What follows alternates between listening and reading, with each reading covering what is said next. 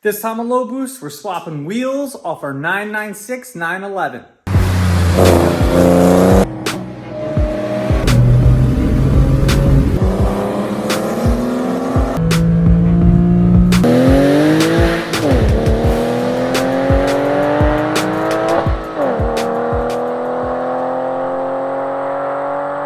So I almost feel bad because I don't make a lot of videos on my 911 because it's got a lot of stuff already done to it.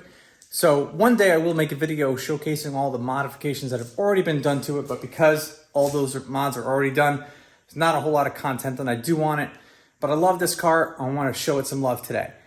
I currently have on NK NT03s with Bridgestone Potenza RE71Rs all the way around. And I like the wheels a lot. There's a lot of brake dust that's caked on them and they really could be refinished. But I don't love them as the best wheels that would go on a 911, 996. My personal favorite thing is 997 lobster forks or lobster claws. I know people call them different things, but we're gonna put those on today. I'm gonna show you exactly how they fit. I have some spacers just in case they don't fit perfectly that I think will work too.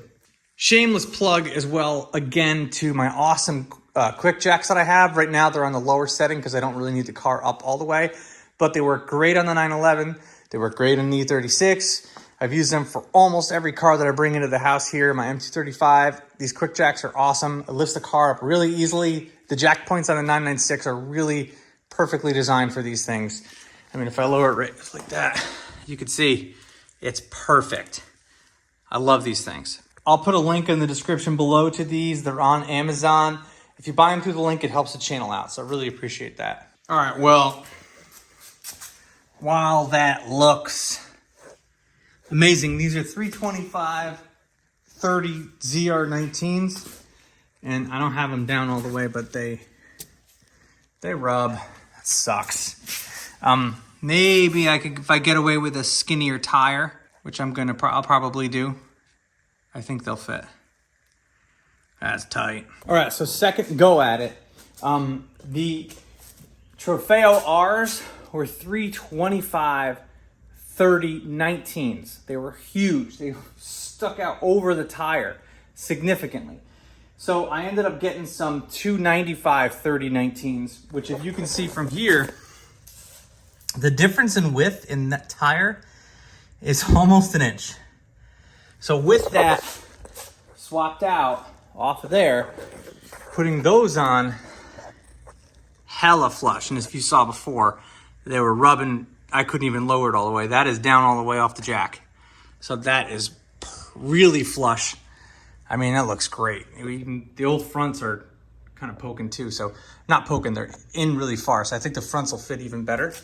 But man, look at that meat on that. That's some meat. 295s comparatively to the RE71Rs, which are 275s. If you're looking for a great way to support our channel, check out lowboostfilms.com. Not only does this support the channel, but you'll look great while you do it as well. We have a great selection of different types of apparel and merchandise that you guys can buy. I also have a selection of car parts and tools that we've reviewed on the channel that we know work well for sale on there as well at a good price, so make sure you check it out. Tell me what you guys think. I think 997 lobster claw or lobster fork wheels look better than the NT03s that I had on there. This has a lot of space here. I might even add a spacer to that, but I think that looks pretty good. Man, I think that totally transformed the car. Totally transformed the car. Not that I didn't like the NT03s. This just looks more classic Porsche to me. So, perfect. And if I'll show you here, like I said before, it was rubbing. Now, I could stick almost my full finger in there. I have that much space. And if I really have to, if it rubs, which these coils are really tight, I don't see that much room having it being a problem. Plus, it's kind of on the inside. I could always raise it up too, so I'll have to keep an eye out for that.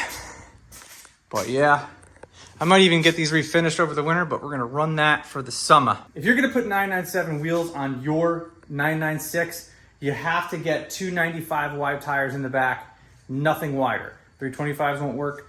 I don't even think 305s would really work. 295, 38, 19s, it's more than enough for a Carrera, trust me. And if it's a wide body or a turbo, you got a lot more space anyway because it's wider. So that's what I think. Let me know what you guys think. If you like my original set better, let me know in the comments. Okay, so I cleaned them up nice. Here's the specs. Rear, 295 30 ZR19s. Like I said, you can't go any wider than that on the tire because it's not gonna fit. This is lowered a little bit, but I could raise it up if I really had to. But it fits. No spacer, no nothing, bolted right on. The back of this thing is meaty. It's a lot wider than what I had. The front, it was really, really in there. So what I ended up doing was I actually put a 6mm, and then now this is a 15mm spacer, and I still have a lot of room. I might even jump out to a 20mm spacer that I have lying around, but we'll see how that goes. I'm not quite sure yet. I want to see how it drives like this first, but you're definitely going to want to have a spacer on the front. Nothing hits, nothing rubs. You're definitely going to want to have some type of spacer on the front though, and we'll find out more as I drive it harder. If I drive it harder and it doesn't rub, then we're going to keep, maybe I'll put the 20mm spacer on there, but you definitely want to have some type of spacer on the front if you want to run the Lobster forks. But man, let me tell you something. I'll show you guys a before picture of what it looked like, but God, that looks good. God, that looks good. I just love that look. Love the look. If you guys are into cars, make sure to subscribe to our channel. I have a bunch of videos, over 300. Just only a few on the 996 right now, but behind me here I have an E36 that's turbo LS swapped. I have a bunch of other stuff that I have in my Corvette track car. Tons of car content. If you like that kind of stuff, how-tos, kind of tips and tricks, hit the subscribe button. And also hit the like button because YouTube doesn't like to show my videos to people for some reason. So go ahead and do that too while we're at it.